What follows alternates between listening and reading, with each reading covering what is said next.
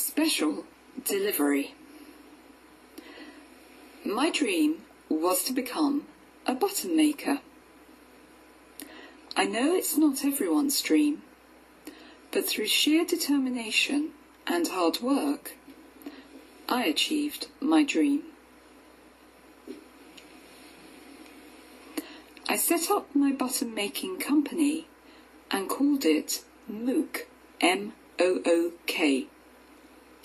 The name was taken from a nickname I was given as a child. I currently make buttons that resemble sweets. Maybe you remember sweets that were like rhubarb and custard, or lemon sherbets, or cola cubes. Well, that is what my buttons look like. They are round, smooth, and glittery, and they embellish clothes like little jewels. A typical day for me starts at 5:30 in the morning until 10 a.m. on a Monday to Saturday, where I can walk, on average, 4 miles a day, working for the Royal Mail delivering letters. When my post round is finished, I then go to my porter cabin,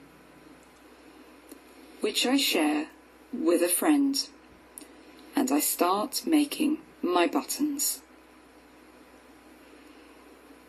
The porter cabin is small and cold, with a tiny sink, a toilet, and a kettle. But hey, we all have to start somewhere.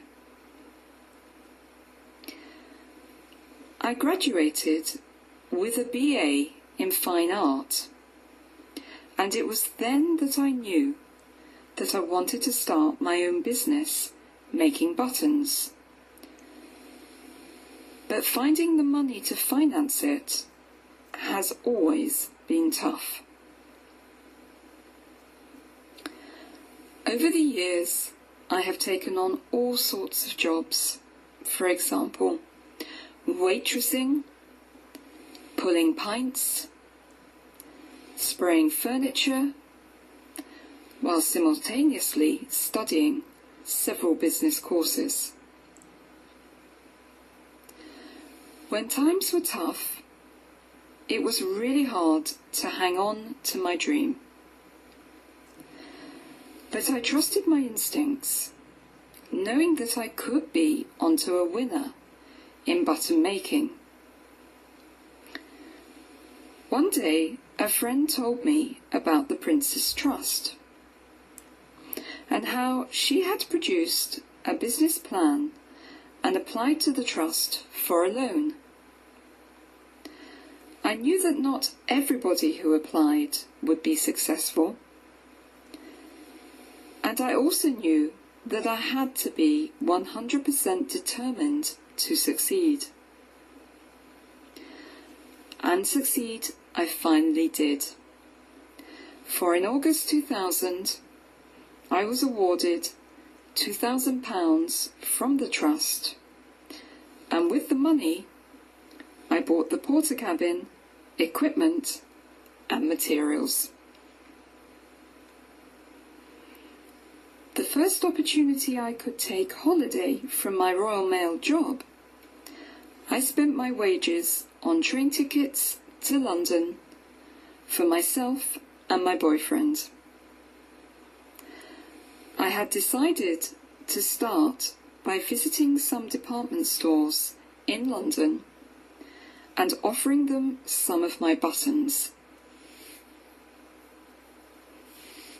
I have never been to the big city before, but I knew that my first port of call was the haberdashery team at Liberty in Regent Street. I arranged a meeting with the head buyer, and I was really quite nervous. especially as on arrival I walked through the fabric department and saw a roll of material priced at £345 per metre. To my great surprise, the buyer loved my buttons and placed an order right there and then. I returned home with a huge smile and a bottle of champagne. I was so thrilled that I rang the department store, John Lewis, and asked to meet with them, but I was given a pep talk. I was warned by one buyer that not everyone you meet wants to help. Don't leave your samples with anybody, and be aware. They too placed an order, and now my Mook label buttons are selling fast. Whilst my boyfriend and I were sitting on the train to London, both of us frantically sticking buttons onto Posh Cream card, which had been given to me for free by a local printing shop, I got chatting to a passenger who worked as a consultant to many fashion designers. He placed an order too.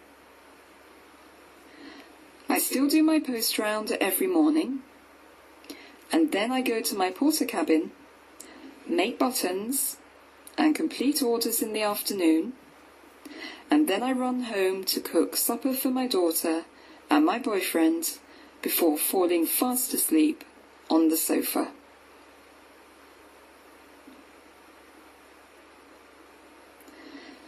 My other future plan is to include a range of cufflinks for men and women, although I am currently working on a bridal button collection which is keeping me very busy.